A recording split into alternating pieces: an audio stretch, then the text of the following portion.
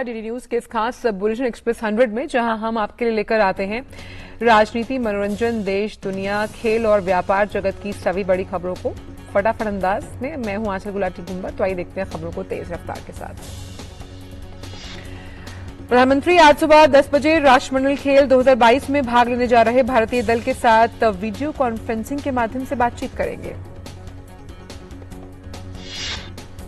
PM के साथ बातचीत में एथलीटों के साथ साथ उनके कोच भी होंगे शामिल। बर्मिंघम में आगामी 28 जुलाई से 8 अगस्त के दौरान होगा राष्ट्रमंडल खेलों का आयोजन।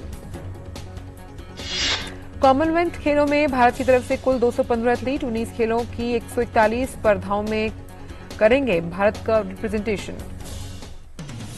मानसून सत्र के तीसरे दिन आज लोकसभा में प्रश्नकाल और शून्यकाल के बाद भारतीय अंटार्कटिक विधेयक 2022 पर होगी चर्चा। विधेयक को आज ही पारित भी किया जाएगा। विधेयक से अंटार्कटिका में भारत के अनुसंधान गतिविधियों और पर्यावरण संरक्षण के लिए विनियमन ढांचा प्रदान करने का किया गया है प्रस्ताव। वहीं राज्यसभा में आज सामूहिक संहार के आयुध और उनकी परिधान प्रणाली संशोधन विधेयक 2022 पर आगे होगी चर्चा। विधेयक को राज्यसभा में कल किया गया था पेश। विदेश मंत्री एस जयशंकर इस विधेयक को पारित करने का रखेंगे प्रस्ताव। लोकसभा इस विधेयक को पहले ही कर चुकी है पारित। विधेयक में सामूहिक संहार के हथियारों एवं उनसे जुड़ी प्रणालियों के प्रसार के वित्त पोषण करने को रोकने का किया गया है प्रावधान। इससे पहले कल संसद के मानसून सत्र का दूसरा दिन भी हंगामे की भीड़ चढ़ा। विपक्षी दलों के विरोध के चलते दोनों सदनों की कार्यवाही हुई बाधित। लोकसभा और राज्यसभा में प्रश्नकाल भी नहीं चल पाया। सदन में तख्तियां दिखाने को लेकर लोकसभा अध्यक्ष ने जताई नाराजगी। केंद्रीय गृह मंत्रालय ने लोकसभा में बताया जम्मू कश्मीर सरकार ने वर्ष 2019 से सार्वजनिक क्षेत्र में करीब 30,000 भर्तियां की हैं। वहीं अगस्त 2019 से जून 2022 तक स्वरोजगार योजनाओं के माध्यम से करीब 5.25 लाख व्यक्तियों के रोजगार सृजित होने का अनुमान है। गृह मंत्रालय ने बताया जम्मू कश्मीर में आतंकी घटनाओं में खासी कमी आई। साल 2018 में 417 आतंकी हमलों के मुकाबले साल 2021 में 229 घटनाएं दर्ज की गई। शिवसेना के बागी गुट के सांसद राहुल शेवाले को लोकसभा में पार्टी का नया नेता घोषित किया गया। पार्टी के एकनाथ शिंदे गुट की मांग लोकसभा अध्यक्ष ओम बिरला ने स्वीकार कर ली। शिवसेना के 12 लोकसभा सांसदों ने लोकसभा अध्यक्ष से मुलाकात कर उनसे विनायक राउत के स्थान पर राहुल शेवाले को सदन के नेता के रूप में नियुक्त किए जाने का किया था आग्रह। देश के कई हिस्सों में बारिश और बाढ़ का कहर। उत्तराखंड में आज भारी बारिश का रेड अलर्ट।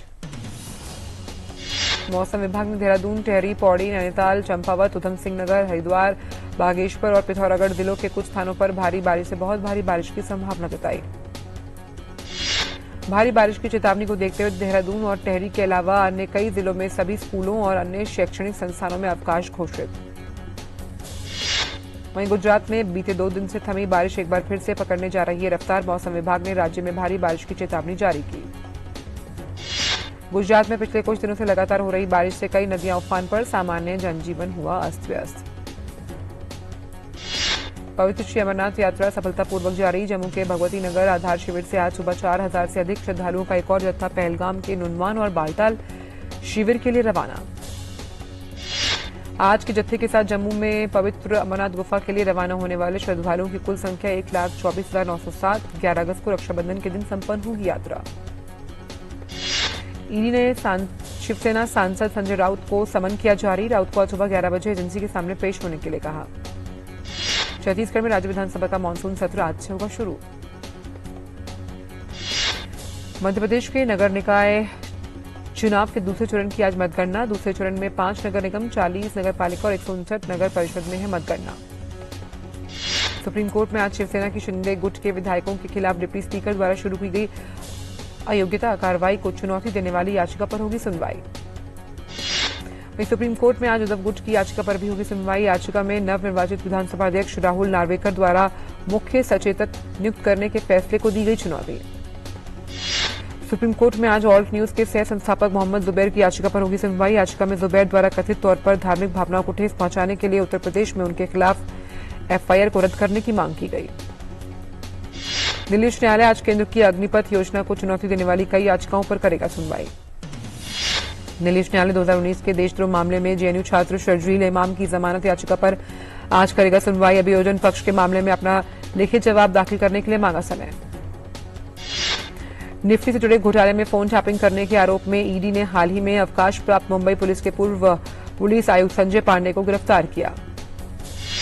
संजय पांडे पर अपनी कंपनी के जरिए एनएसई के लोगों के फोन टैप करने का आरोप। उत्तर प्रदेश के मुख्यमंत्री योगी आदित्यनाथ जी की अध्यक्षता में मंत्रिपरिषद ने बुंदेलखंड के साथ जनपदों के सभी 47 विकास खंडों के प्राकृतिक खेती की योजना के क्रियान्वयन प्रस्ताव को अनुमोदित किया। बुंदेलखंड के सातों जनपदों झांसी, ललितपुर, जालौन, बांदा, चित्रकूट, हमीरपुर एवं महोबा के सभी 47 विकास खंडों में चरणबद्ध ढंग से प्रति विकासखंड 500 हेक्टेयर क्षेत्रफल में की जाएगी प्राकृतिक खेती। असम सरकार हर घर तिरंगा अभियान के अंतर्गत 13 से 15 अगस्त तक पूरे राज्य में 80 लाख राष्ट्रीय ध्वज फहराएगी। हर घर तिरंगा कार्यक्रम आजादी का अमृत महोत्सव का एक अहम हिस्सा है। असम में महिला स्वयंसेवी संगठन युद्ध स्तर पर कार्यक्रम की तैयारियों में जुटे। सरकार ने फेम इंडिया दूसरे चरण के अंतर्गत 25 राज्यों और केंद्र शासित प्रदेशों के 68 शहरों में 2877 इलेक्ट्रॉनिक वाहन चार्जिंग स्टेशंस को मंजूरी दी। फेम इंडिया योजना के अंतर्गत 9 एक्सप्रेसवे और 16 हाईवे पर 1576 चार्जिंग स्टेशंस को मिली मंजूरी। योजना के पहले चरण के अंतर्गत इस साल जुलाई तक 400 से ज्यादा चार्जिंग स्टेशंस खोले जा चुके हैं। देश भर में कोविड रोधी टीकाकरण अभियान सफलतापूर्वक जारी। देश में अब तक 200 करोड़ से अधिक टीकों की खुराक दी जा चुकी है। टीकाकरण अभियान के 550वें दिन कल 23 लाख से अधिक कोविड रोधी टीके लगाए गए। राष्ट्रव्यापी कोविड टीकाकरण अभियान की शुरुआत 16 जनवरी से हुई थी। वक्त थोड़े से ब्रेक का।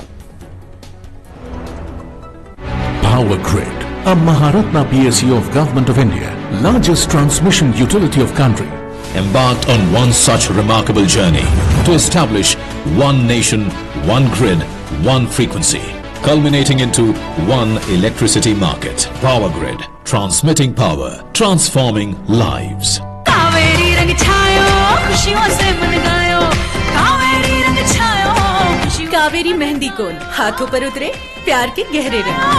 अच्छा बाबा नमस्ते। देखिए जानते तो सभी हैं कि ज्यादा तेल, चीनी या नमक खाना नुकसानदायक होता है। हमें तो लगता है कि ज्यादा से ज्यादा थोड़े मोटे ही हो जाएंगे, बस चलेगा। पर अगर तेल, नमक या चीनी पे कंट्रोल नहीं किया ना तो high blood pressure, heart attack, stroke, sugar की बीमारी, आंखों की खराबी, किडनी फेल, कुछ भी हो सकता है। और इन सबके चक्कर में परहेज ही परहेज, सिर्फ खाने में नहीं, आपकी पूरी जिंदगी में। Start reducing your intake of sugar, salt and fat from today.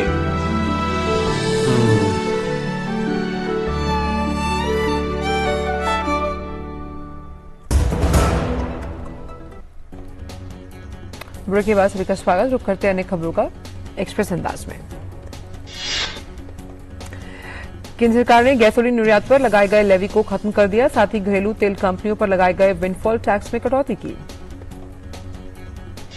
कच्चे तेल की कीमतों में लगातार हो रही गिरावट के चलते ये फैसला लिया गया। सरकार ने घरेलू स्तर पर उत्पादित कच्चे तेल पर कर में भी लगभग 27% की कटौती की, जिससे ये 17,000 रुपये प्रति टन हो गया। आरएनडी में एफडीआई बीते साल यानी 2021 में बढ़कर $34 करोड़ तक पहुंच गया। 2021 के दौरान आरएनडी में एफडीआई इक्विटी प्राप्त करने वाले राज्यों में कर्नाटक प्रथम स्थान पर, इसके बाद तेलंगाना और हरियाणा का स्थान। 2021 के दौरान आरएनडी के क्षेत्र में सिंगापुर शीर्ष निवेश करने वाला देश, इसमें आरएनडी में कुल एफडीआई इक्विटी 40% हिस्सेदारी। वित्त मंत्री ने कहा कि दाल, चावल, आटा और सूजी जैसे खाद्य पदार्थ अगर बिना पैकिंग और लेबल के बेचे जाएं तो उन पर किसी भी तरह का जीएसटी चार्ज नहीं लगेगा। उत्तर प्रदेश ने राज्य की अर्थव्यवस्था को 1,000 अरब डॉलर करने के लिए डेलोइट इंडिया के सलाहकार के रूप में उसे नियुक्त किया। इस संबंध में कल आधिकारिक बयान जारी किया गया। असम के मुख्यमंत्री ने कहा है कि राज्य का अगले 4 साल में अपनी बिजली मांग का 50% सौर ऊर्जा से पूरे करने का लक्ष्य है। असम जल्द ही कुल 215 मेगावाट सौर बिजली पैदा कर देगा।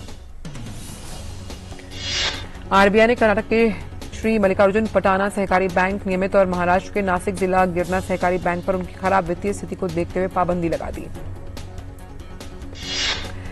देश के नागर विमानन राज्य मंत्री वीके सिंह ने राज्यसभा में एक सवाल का जवाब देते हुए कहा कि एयर इंडिया के खिलाफ पिछले 3 महीनों में लगभग 1,000 शिकायतें मिली। उत्तर प्रदेश ने राज्य की अर्थव्यवस्था को 1,000 अरब डॉलर करने के लिए डेलोइट इंडिया को सलाहकार के रूप में नियुक्त किया। इस संबंध में कल आधिकारिक बयान जारी किया गया है। डीएचएफएल घोटाला मामले में सीबीआई की विशेष अदालत ने बैंकिंग फ्रॉड के आरोपी 2 भाइयों कपिल और धीरज वाधवान को 8 दिनों की पुलिस रिमांड पर भेजा। पिछले महीने देश भर में टमाटरों की कीमतों में 29% की गिरावट आई। उपभोक्ता मंत्रालय ने मंगलवार को बताया कि प्याज की खुदरा कीमत नियंत्रण में। अमूल कोऑपरेटिव समूह का कारोबार वित्त वर्ष 2021-22 में सालाना आधार पर 15% बढ़ा। दुनिया में सबसे ज्यादा खपत वाला पाम तेल सितंबर तक 20% गिरकर $673 प्रति टन तक जा सकता है, क्योंकि इंडोनेशिया से तेल की आपूर्ति ज्यादा तेजी देखने को मिल रही है। एक दिन में गो एयर के 2 विमानों में खराबी आने के बाद डीजीसीए ने कहा कि गो एयर के दोनों विमानों को ग्राउंड कर दिया गया और नियामक से क्लियरेंस मिलने के बाद ही दोनों विमान अब उड़ान भर पाएंगे। वेदांता के चेयरमैन ने कहा कि भारत अगर चाहे तो आयात मूल्य के केवल 1/4 हिस्से में खुद कच्चे तेल का उत्पादन कर सकता है। उन्होंने कहा कि इससे निजी क्षेत्र को बढ़ावा मिलेगा। स्पाइसजेट एयरलाइन ने 26 नई घरेलू उड़ानें शुरू करने का ऐलान किया। साथ ही एयरलाइन ने कहा कि वह कुछ मौजूदा रूट्स पर अपनी उड़ानों की संख्या में बढ़ोतरी करेगा। रूस ने यूक्रेन के साथ युद्ध के बीच गूगल की ओर से भ्रामक खबरें चलाने का आरोप लगाकर कंपनी पर 3000 करोड़ रुपए का जुर्माना लगाया। अभूतपूर्व आर्थिक संकट और राजनीतिक अस्थिरता से जूझ रहे श्रीलंका में आज नए राष्ट्रपति का चुनाव। वहां की संसद आज राष्ट्रपति चुनाव के लिए वोट डाले जाएंगे। 44 वर्षों में पहली बार सांसद राष्ट्रपति पद के लिए वोट करेंगे और इनमें 3 राष्ट्रपतियों ने नामांकन दाखिल किया है। वहीं विपक्षी नेता साजिद प्रेमदासा ने अपना नामांकन नहीं भरा, क्योंकि उनकी पार्टी ने दुलास अलप्रुमा को अपना समर्थन दिया। अलप्रुमा कट्टर सिंहली बौद्ध राष्ट्रवादी और सत्तारूढ़ श्रीलंका ओडजाना पेरुनमा से अलग हुए समूह के सदस्य हैं, जिसके बाद इस चुनाव में कार्यवाहक राष्ट्रपति रणिल विक्रमसिंघे की राह आसान। श्रीलंका में आज होने वाले राष्ट्रपति चुनाव में तीसरे उम्मीदवार नेशनल पीपल्स पावर पार्टी के नेता अनुराग कुमार दिसानायके हैं। कार्यवाहक राष्ट्रपति के रूप में रणिल विक्रमसिंघे की अगर बात करें तो चुनावों में नामांकन के दाखिले के बाद कोलंबो के जो छात्र हैं, जो ट्रेड यूनियंस हैं और अन्य समूह हैं, उन्होंने रणिल विक्रमसिंघे के खिलाफ प्रदर्शन किया। प्रदर्शनकारी विक्रमसिंघे को अपदस्थ राष्ट्रपति गोटाबाया राजपक्षे के सहयोगी के रूप में देखते हैं। किसी भी अप्रिय स्थिति से निपटने के लिए कोलंबो में सुरक्षा के कड़े इंतजाम। श्रीलंका में आज राष्ट्रपति पद के चुनाव से ठीक पहले विपक्षी नेता साजिद प्रेमदासा ने भारत से मदद जारी रखने का आग्रह किया। प्रेमदासा ने कहा कि श्रीलंका का राष्ट्रपति कोई भी हो, मेरा भारत के प्रधानमंत्री माननीय नरेंद्र मोदी, भारत के सभी राजनीतिक दलों और भारत के लोगों से इस आपदा से बाहर आने के लिए मां लंका और उसके लोगों की मदद करने का आग्रह है। माइक्रोसॉफ्ट के सह संस्थापक बिल गेट्स ने भारत में 200 करोड़ कोविड-19 टीकाकरण की उपलब्धि पर पीएम को बधाई दी। बिल गेट्स ने कहा 200 करोड़ टीकाकरण के एक और माइलस्टोन को पूरा करने के लिए प्रधानमंत्री को बधाई। ब्रिटेन में कंजर्वेटिव नेताओं के बीच चल रहे मतदान के चौथे दौर में ऋषि सुनक सबसे आगे। उन्होंने 118 वोट हासिल किए। चौथे राउंड की वोटिंग में उन्हें सबसे ज्यादा वोट मिले। पेनी मॉर्गन को 92 और विदेश मंत्री लिज ट्रूस को 86 वोट मिले।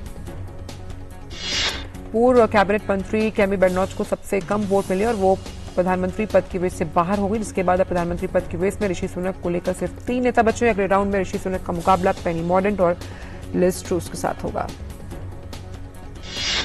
वक्त एक ब्रेक का। Just look at it, sir. 0 to 100 in 5 seconds flat. Really? आपकी है? तुम्हें भी अपने बुढ़ापे में कॉम्प्रोमाइज नहीं करना है, तो अभी से नेशनल पेंशन सिस्टम में इन्वेस्ट करो। नेशनल पेंशन सिस्टम ये 60 की उम्र तक पैसे बचाता और बढ़ाता है और फिर उन्हीं पैसों को हर महीने सैलरी की तरह आप तक पहुंचाया जाता है। 1800110708 और website www.pfrda.org.in। National pension system में इन्वेस्ट करने से टैक्स भी बचता है सर। National pension system. पेड़ लगाओ, पानी बचाओ, जनसंख्या को जनबाढ़ न बनाओ। IME Sahibabad, Ghaziabad, NCR। 27 years of excellence in higher education offers Radhika scholarship up to 50% of college fees. होंगे बच्चे स्वस्थ भले फूलेगा बचपन, इन्हें पिलाओ मुगली घुट्टी 555।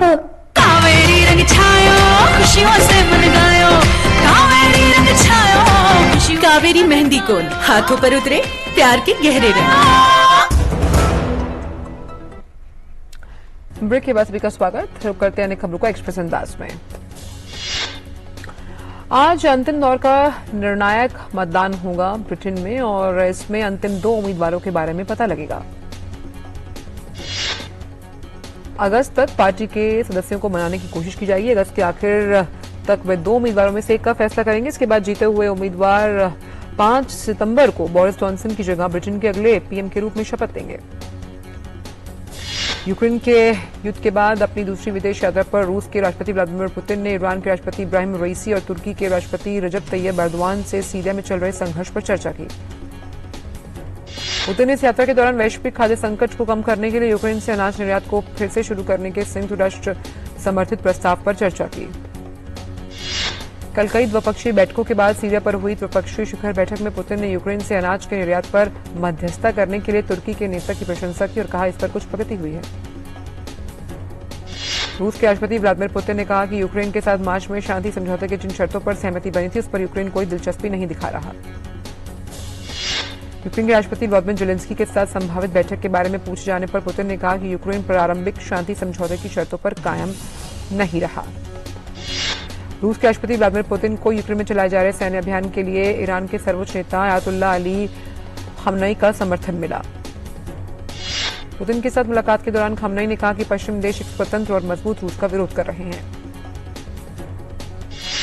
खमनई ने कहा कि युद्ध के कारण आम लोगों को परेशानी का सामना करना पड़ा जिसमें ईरान खुश नहीं है।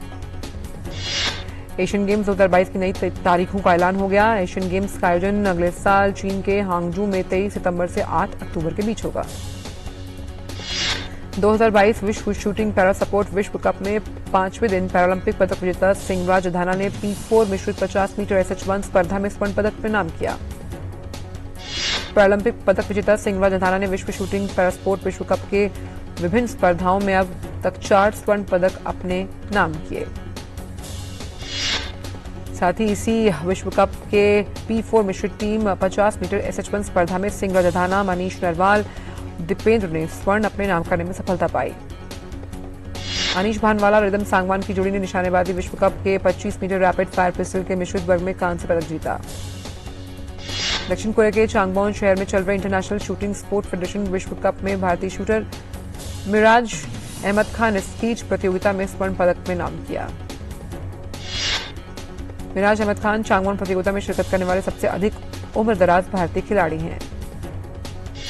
उज्बेकिस्तान के ताशकंद में चल रही Asian youth and junior weight lifting championship में भारत की हर्षदा गरुड़ ने लड़कियों के 45 किलोग्राम भार वर्ग में स्वर्ण पदक अपने नाम किया। हर्षदा ने स्नैच में 59 किलोग्राम जबकि क्लीन एंड जर्क में 88 के साथ कुल 157 किलोग्राम भार उठाकर गोल्ड मेडल जीतने में कामयाबी पाई। Asian youth and junior weight lifting championship में भारत की सौम्या दलवी ने 45 किलोग्राम भार वर्ग में कांस्य पदक जीतने में सफलता पाई। वहीं लड़कों के 49 किलोग्राम भार वर्ग में भारत के एल धनुष ने कांस्य पदक अपने नाम किया। धनुष ने 85 किलोग्राम स्नैच के साथ ब्रॉन्ज मेडल जीतने में सफलता हासिल की। आईसीसी की ताजा रैंकिंग में भारतीय क्रिकेट टीम ने तीसरे स्थान पर अपनी स्थिति मजबूत कर ली है। नवीनतम रैंकिंग में भारत को इंग्लैंड के खिलाफ वनडे सीरीज में मिली जीत का फायदा मिला और आईसीसी की इसी रैंकिंग में न्यूजीलैंड की टीम 128 रेटिंग के साथ पहले स्थान पर मौजूद। इंग्लैंड की टीम 212 रेटिंग पॉइंट से दूसरे स्थान पर।